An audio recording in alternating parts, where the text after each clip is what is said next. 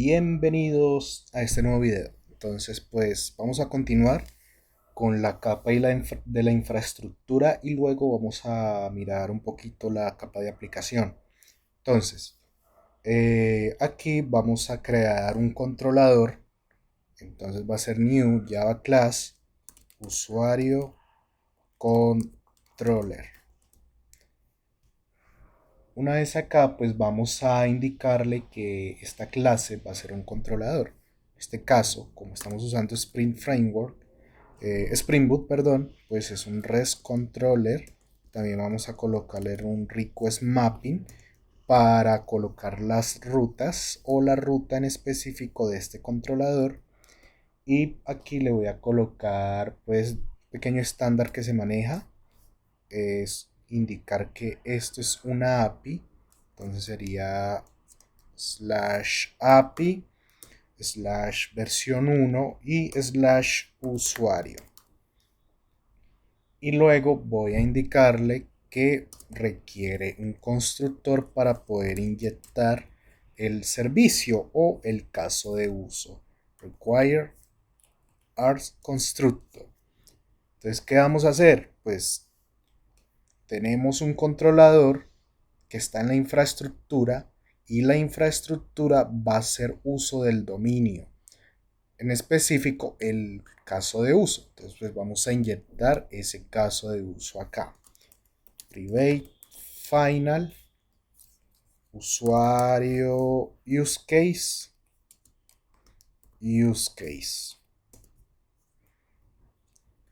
Entonces, recuerden que como Spring Boot maneja inyección de dependencias, pues estamos inyectando aquí una dependencia que es el caso de uso. Súper importante tener eso presente porque es el uso básico del framework. Y la primera operación que voy a hacer es un get mapping, un simple get mapping. No le voy a colocar ruta, no hay ningún problema. Y voy a colocar public response entity response entity, y este response entity recibe un objeto genérico y recibe el usuario en nuestro caso, el usuario que está en el dominio, y es find by id para capturar el usuario por id. Este es un endpoint no controlador que vamos a exponer. Yo aquí le voy a indicar que esto es un request para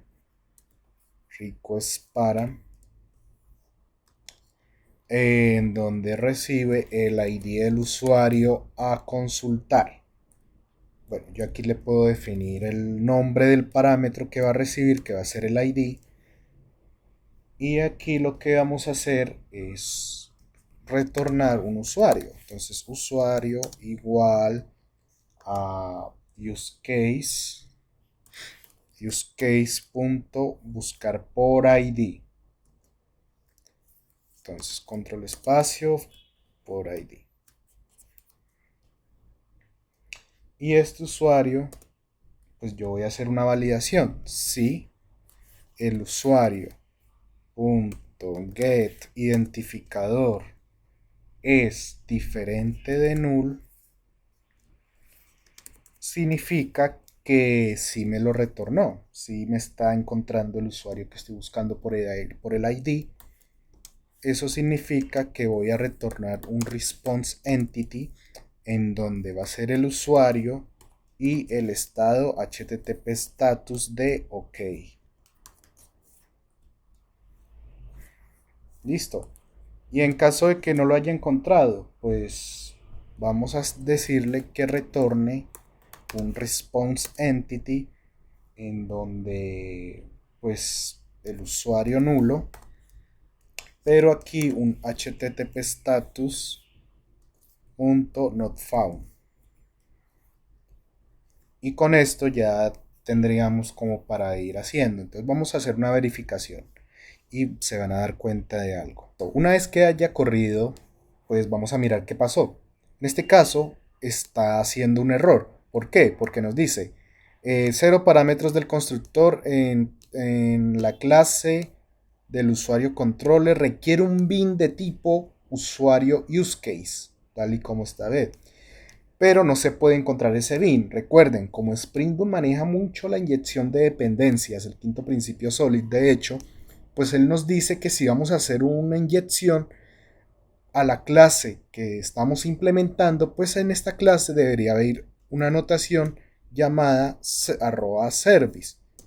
Y con esto tendríamos pues para solucionar este problema. Pero no, hacer esto está mal. ¿Por qué? Porque violamos la arquitectura limpia. Y es aquí donde viene la explicación. Entonces, ¿qué nos dice la aplicación? La capa de la aplicación.